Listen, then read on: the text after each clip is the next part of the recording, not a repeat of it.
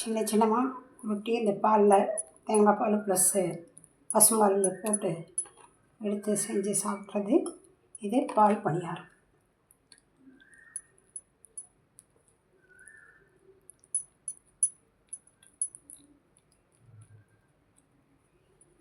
இது வெள்ளை பணியாரம்.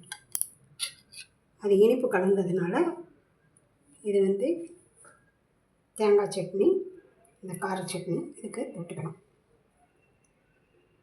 இதில் சர்க்கரை கலந்துருக்கு, இளஞ்சுக்கு பொடி கலந்ததுனால இது இனிப்பு.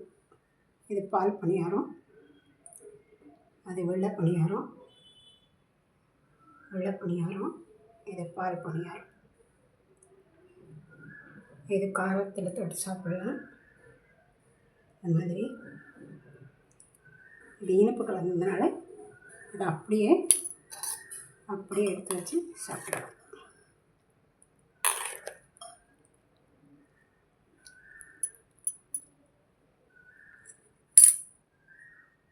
இதே மாதிரி நீங்களே செஞ்சு சாப்பிட்டு என்ஜாய் பண்ணுங்கள்.